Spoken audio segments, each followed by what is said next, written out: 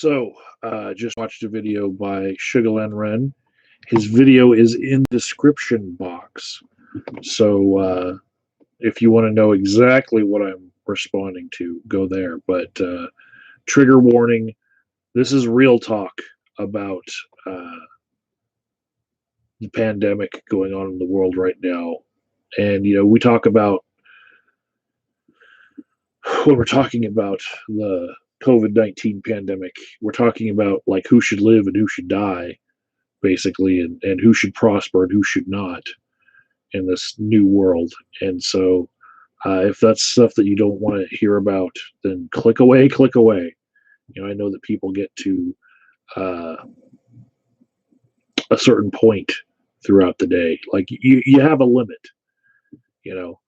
You can't talk about this all day without it really depressing you. So, um, Sugelanren, in the beginning of his video, he noted that I look uh, maybe a little stressed out, and he wondered if it was cabin fever or the self isolation that was getting to me. And actually, what I found during this time, it's a little bit deeper than that, but I've been doing this for a while now. You know, this whole self isolation thing. That's My life hasn't changed that goddamn much. And then what does that say about me? That maybe I need to get out and have some good times with friends. And yeah, even when we're on vacation, it seems like we don't interact with people that much. We're going out to see things like, mountains and trails and abandoned houses and whatnot, and we don't really go see people. We'll go see the eclipse, but we're not going to go see people on our vacation because we're kind of we keep to ourselves a bit, and a lot of my social interaction has been online for the last decade. I've got like over 3,000 videos on YouTube. So the self-isolation aspect of this has not really been what's been stressing me out, and making me look bedraggled and making me lose sleep. So then I'll try to sleep in a different part of the day, that kind of thing.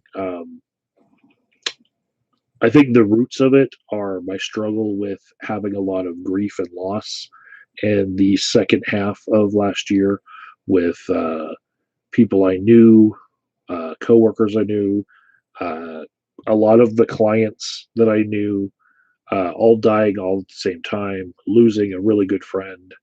Um, all of that was really weighing on me. And now I had a couple of months of, warming up to YouTube again and getting back to like daily posting and whatnot, and looking like I was getting healthier. And then a world pandemic happens where now we have a 9/11 worth of people falling out of the sky. You know, well, they're not literally falling out of the sky; they're dying. But it to me it reminds me of the stress that I had while I was serving in the army in Kuwait, when the September 11th attacks happened. I was under a lot of stress, like thinking that I could die the next day because we could be going to war, and I'm right there. You know, and like that sort of trauma stuck with me because my world was different after that. Everything was different. You couldn't wear shoes to get through airport screening. Different. You couldn't go to a different country without a passport. Different for me. So there was a lot of things that just changed during that. And now that I see that this event is going to be, magnitude, like at least right now, it's 20 times greater than 9/11 as far as how much it's going to affect our lives. Um, just based on, the death count as of today. This is 20 times worse than 9/11. So then what sort of response would happen if 20 times as many people died as in 9/11? Well, that's just counting my country, 20 times more people have died. We've lost more people now than we lost in the Vietnam War. And not all of them are old. Certainly, being immunocompromised and being old does put you in a certain category. And 65% of our deaths have happened to the elderly and in people in nursing homes. But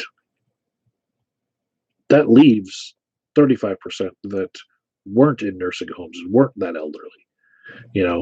I still have friends in the hospital that are afraid of catching coronavirus from their patients, and they're socially distanced from their own families right now because they don't want to bring it home to their kids. Because there's even a chance that if your kid gets it, your kid could die. It's a much smaller chance, but the lasting effects of this virus are not known yet.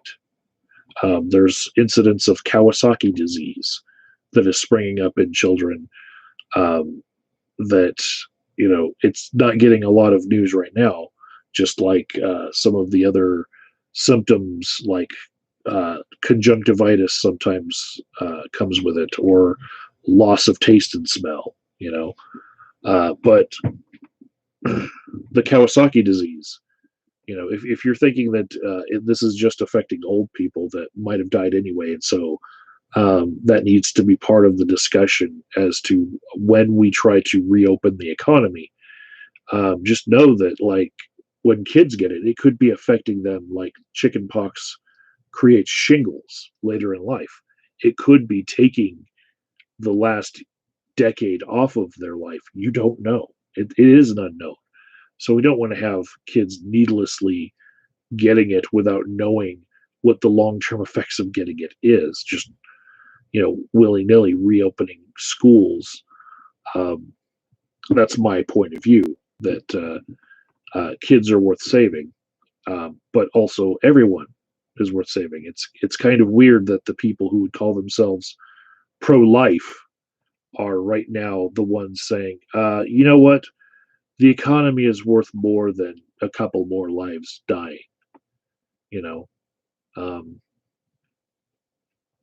But as far as the stress that you can see on me, quite a bit of it is compassion fatigue, because I counsel dozens of people each workday, and I still work from home. But I'm lucky enough to do that. But my job has been converted to that. This is a time of reimagining of what life could be, right? And how do we get through this can also be something that structures how do we work in the future. Like previously, the niche of counseling that I do was not supposed to be done with telehealth, like specifically. There's counseling with people who are in prison or on paper for probation and parole was restricted from telehealth. Counseling kids was restricted from telehealth. Best practices was you should meet them in person at least once personally if you're going to do telehealth with them, because there's so much about nonverbal communication that you're going to miss in telehealth, because you can't see if my knee is bouncing right now. But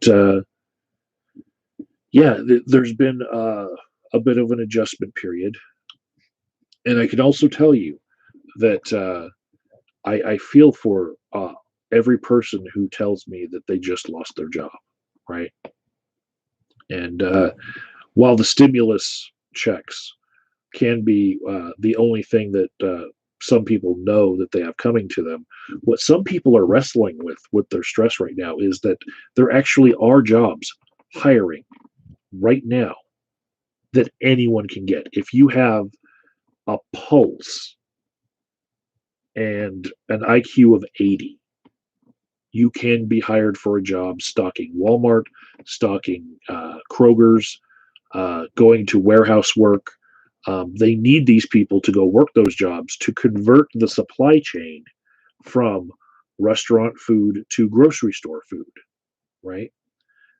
We do have people uh, who own farms who are ending up with a little bit of a backlog and watching their potatoes rot, as you pointed out. But in our country, there's many different uh, examples. The one that I saw first was a man had 10 tons of onions that he was about to just grind up and put back in the soil because he couldn't sell them to restaurants that sold the blooming onion.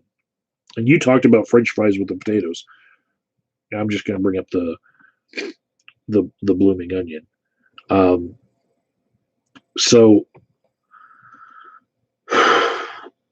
it's a thing. There's a news story right now making the rounds about 2 million chickens are about to be euthanized and not even used as food because we don't have the supply chain to sell them.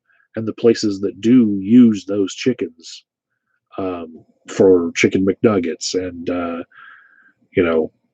fried chicken places, they're not getting as much business right now.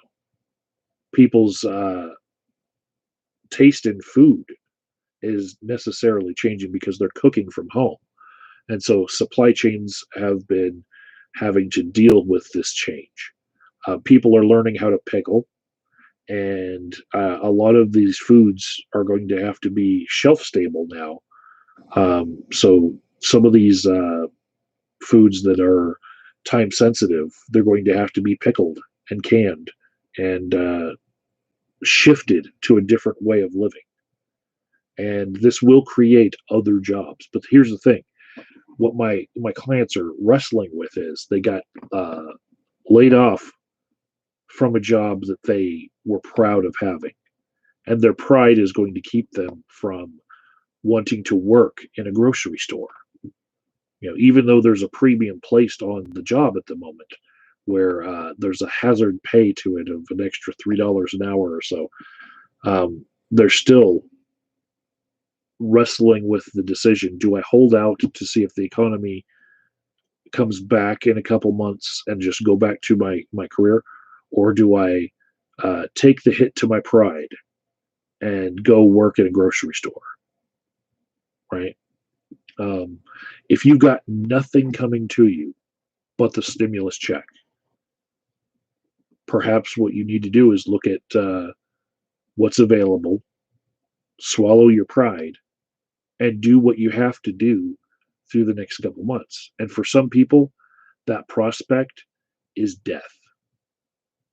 Some people's feelings about what they might have to go through for a couple months is way more powerful than maybe it should be, because they put it on par with death. In fact, those people who were protesting to reopen the economy and waving re-elect Trump signs and haircuts are essential signs and whatnot, they went not even a month without before they were protesting in a very partisan way. And you pointed that out, Sugelanren. You pointed that out, that this is partisan, a lot of it, because there is a very big belief among the Republican lay people in my country that the entire coverage of the pandemic, all of the news coming out about it, has been exaggerated in order to ruin the legacy of the president. They think that it's a big conspiracy theory that we're hearing about it all over. And they think the only reason why this news is being pumped into our houses like this is so that the president loses re-election. And that's calling out the big pink elephant in the room. This has happened in an election year in my country, so it is partisan. And they have a way of turning everything into something partisan, right? And it shouldn't be. We should have less partisanship, but at the same time, I think what you're seeing is people also reevaluating which side they're on, and if they're on either side. I could point out to you a bunch of my friends who are saying that they don't like the candidate for either major party now because everything that they wanted out of a candidate is gone. Some of them are the Bernie or bust people, but some of them are also of the libertarian persuasion who are like, you know, look at what just happened with this stimulus bill where $2 trillion gets passed in spending, and it's going to cost every American over $6,600. You know, and we're only getting $1,200 in a stimulus check, and the rest of that money goes for a lot of businesses that are going to be bailed out. You know, um,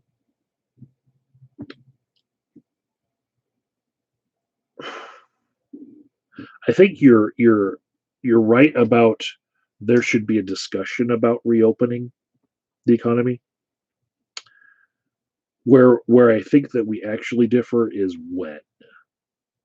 Um, I side on life. At the end of the day, I want the most people alive as we can have. And if that means that some people will not be able to make as much money in the economy, it will give me peace to know that more people were alive with that solution. And that's a bit of a holdover from my days of talking to people about being non-religious.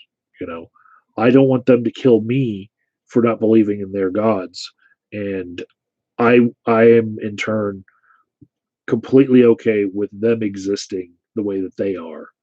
If we can all come to the table and talk and then leave with everyone still being alive, that's a good first step. As many people as can be alive at the end of the process. That's the way that I want it. Um,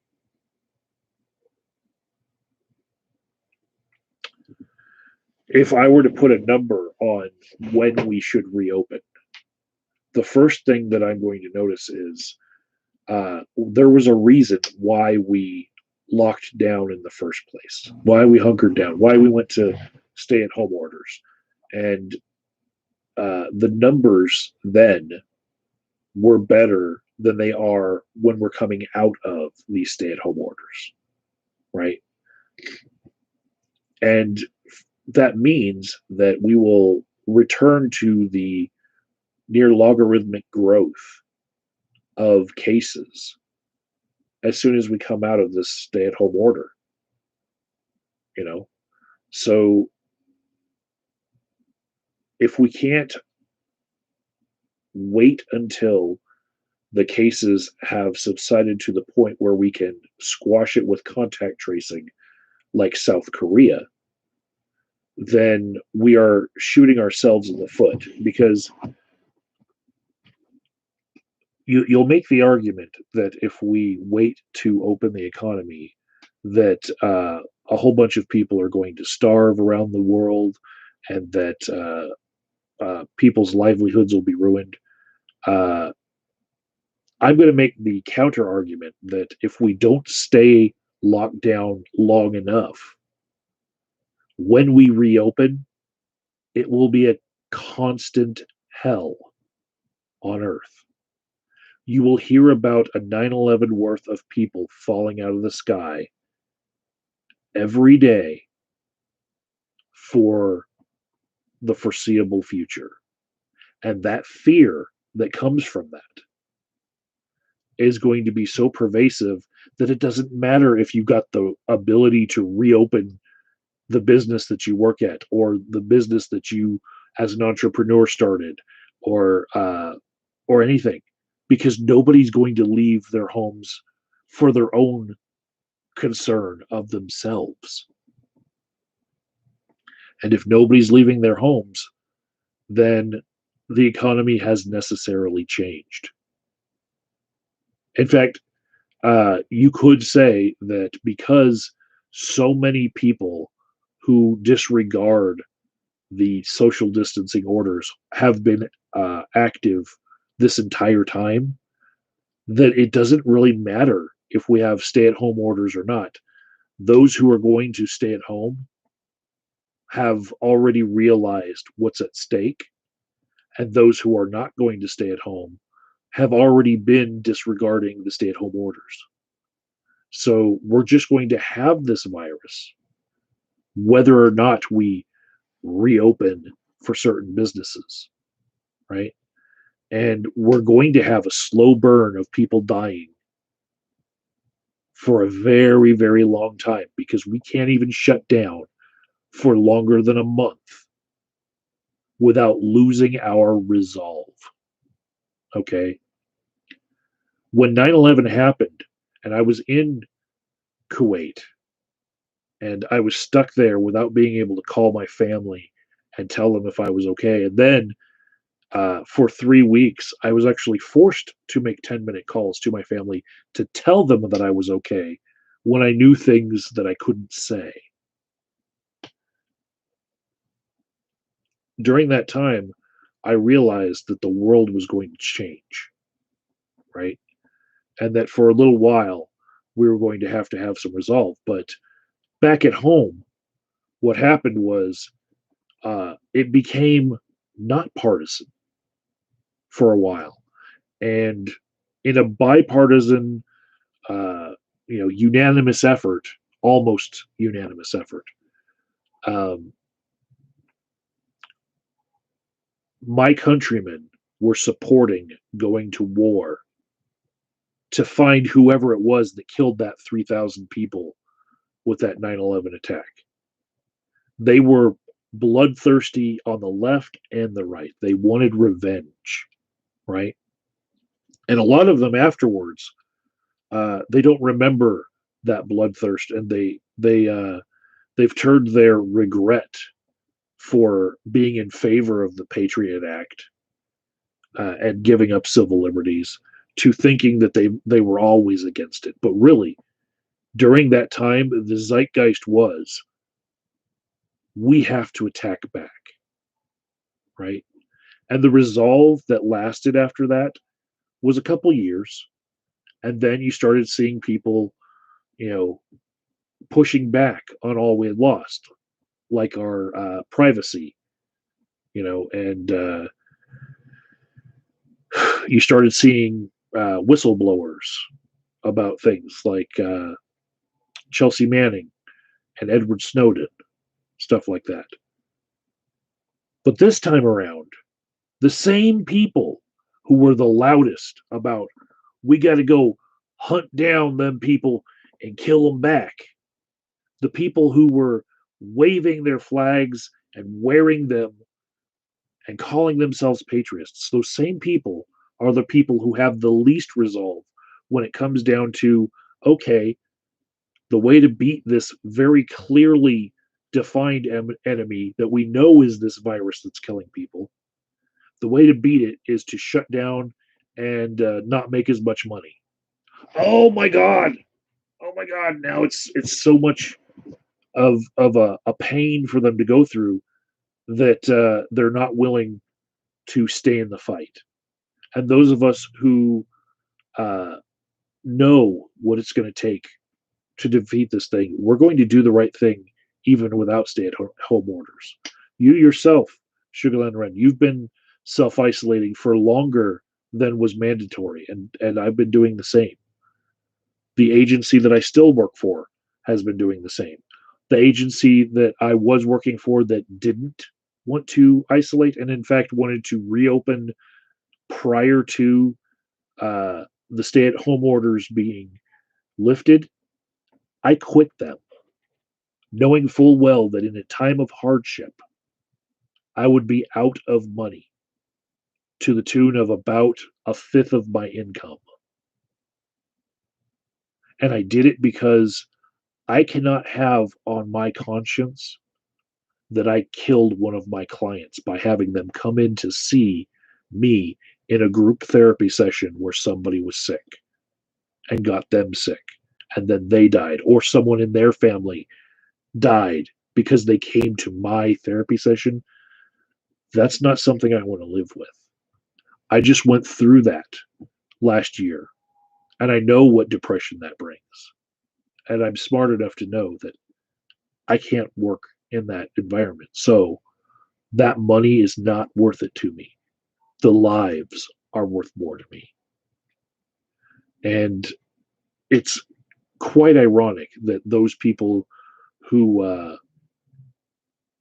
who've decided that old people can be sacrificed for the sake of the economy, that they usually like to call themselves pro-life in this whole uh, partisan argument. That's the side that pro-life is usually on. It's just pro-life until it has to do with your pocketbook, I guess. Is the cure worse than the disease? Well, you can look at Sweden versus South Korea. Those are the new models that we have. Sweden, uh, they didn't have any mandatory stay-at-home orders, but they educated their public, and they're still going through 70% less traffic in the businesses in their main public square in Stockholm. I've been keeping up on that. They don't need a mandatory order there. All they have to do is educate their public. Here in America, it's not going to work that way because we have too many people who believe that the virus is a hoax or sent by the Democratic Party to make their president lose. You know, too many people will protest while knowing that they have the virus in them and knowing that the protesters next to them are going to get sick from them. Yes, this happened. The leader of the new North Carolina protests knew that she had the coronavirus, and she still went to her own protest, infecting the other people at the protest because she believed that much, that the economy is more important than a few people dying.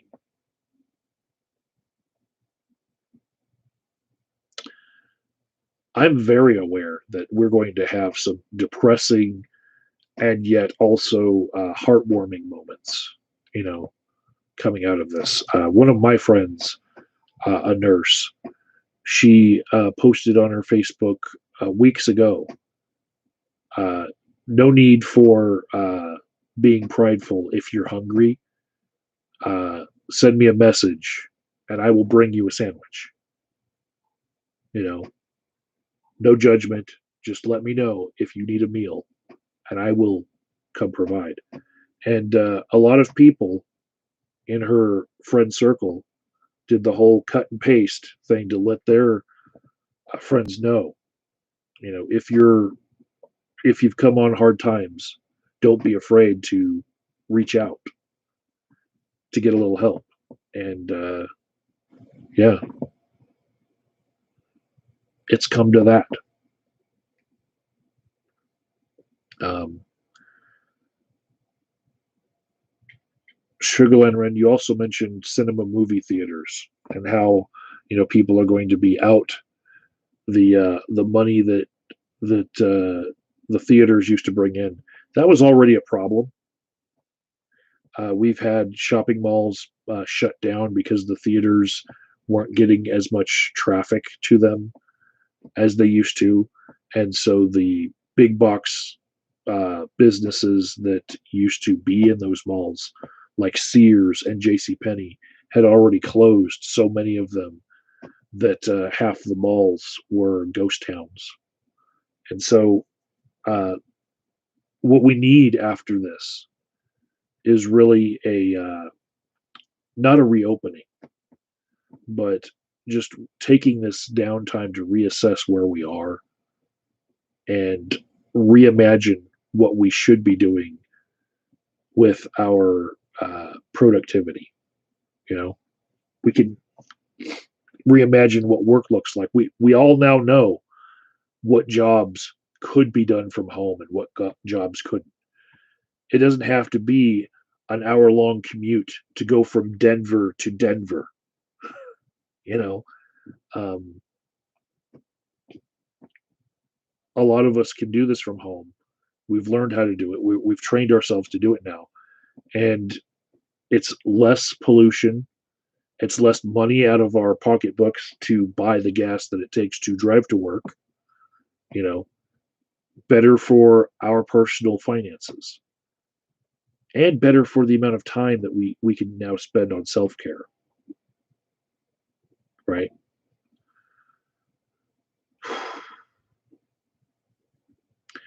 You talked about why aren't we locking down nursing homes if we care so much? Well, I can tell you here in America that is the case, with the policies that they have of no visitors at many of our nursing homes, but also the workers who are there in some nursing homes now have to live there so that they can't leave and go catch the virus from someone else and then infect everyone there. Um, there are nursing homes who have their workers as live-in workers right now to keep the community apart from the general population. Um, and yeah, they need to be protected more. And it's sad that in Sweden and in Ireland, it's very apparent because the biggest outbreaks for them were nursing homes. Even in New York, there was a nursing home where 20 bodies were found. Uh, and the deaths just weren't being reported in the right way. Uh, and yeah, they had a morgue in their nursing home that could only hold like 4 bodies, and they had 20, and they needed help. And so it's gruesome stuff that's going on. The last thing you said was I could go out tomorrow and catch it. So why care? You know, why not just go about life as if uh, this wasn't happening? Just go back to normal anyway, because I could go out tomorrow and catch it. And to me, that's more commonly heard in my practice as I could get hit by a train. That's some Providence right there. Um, I can hear the train in the background. I could go out and get hit by a Mack truck, they say. Uh, so why care about these things? Why can't we just go back to life as normal? And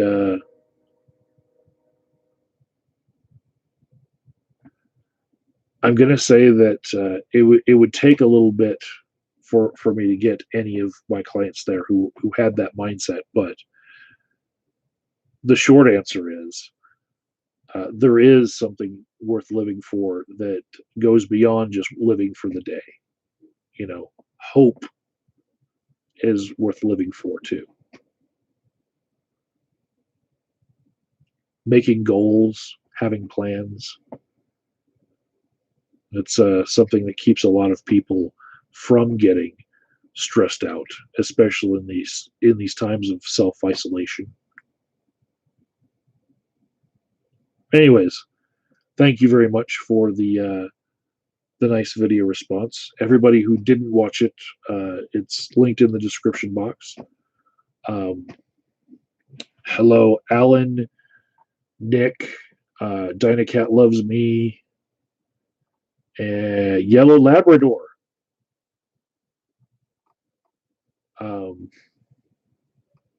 Yellow Labrador had one question, and he says, "Are you worried about others dying, or are you worried about yourself?" Yes, yes. Um, I'm worried about myself dying. I am immunocompromised. Last year, I was in the hospital for the flu. I do have an immune disorder. But also last year, the end of last year, I lost a lot of my clients in the detox. Um, and it really was weighing on me. Lost a coworker, lost a really good friend in a different way. And grief and loss have been a theme that I had to overcome. And I only had like a good 2 months before it really came back in this way. And now the clients that I'm having to see daily, uh, each batch of them has one person who just had another person in their circles die, you know, and hearing about it over time, it does weigh on me. So um, that's actually two ways that I'm selfishly worried about dying. I'm worried about my physical dying, but I'm also worried about hearing about other people's dying is going to affect me because the cumulative grief from that, the compassion fatigue that I'm getting, is real for me. So that's two reasons why, selfishly, I'm worried.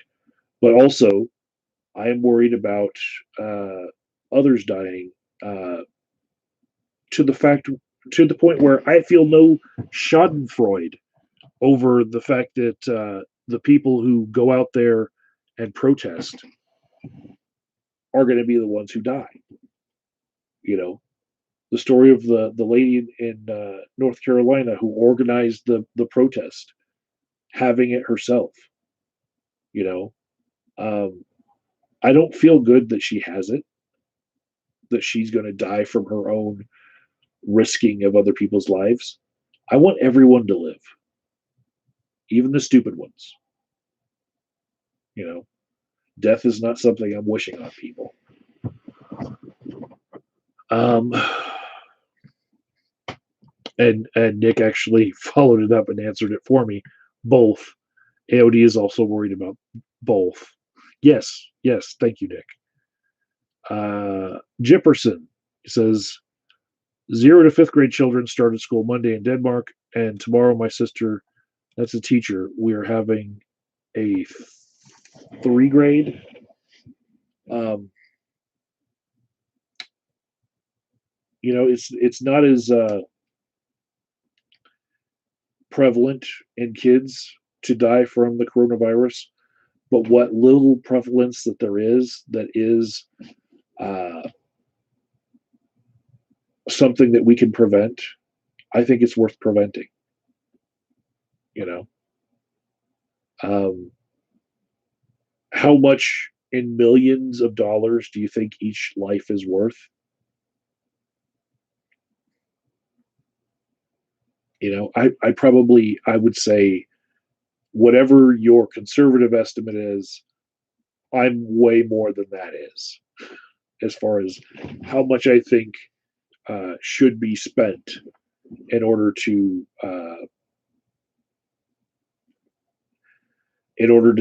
keep us from losing more people. If you were to take the $2 trillion that our government passed as stimulus and coronavirus relief, um, and then take what could have been the worst case scenario that they were looking at, which was the difference of 200,000 to 2 million, and just say that like 2 million extra people would have uh, died if we didn't do our lockdowns. That's what we were projecting, and we decided to spend $2 trillion to relieve the burden off people. So that says, um, how much money is each person worth?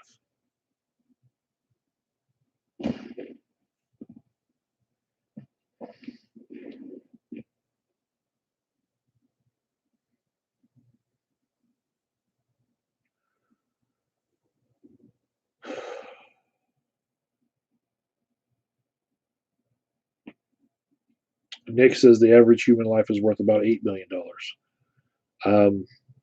I hate quantifying it in terms of how much money you're worth, because to me, life is worth more than money.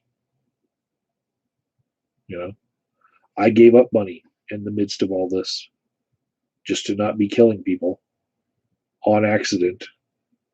If I were to get this and then be coming into contact with people, I will only do telehealth through this portion of the lockdown.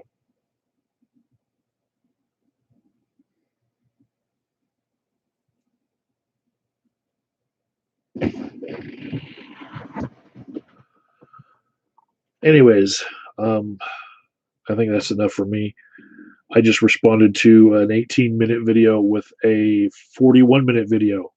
So I think my reputation for rambling is still intact, even if I look a bit stressed out and bedraggled and I need a haircut. And I hear you. I hear you.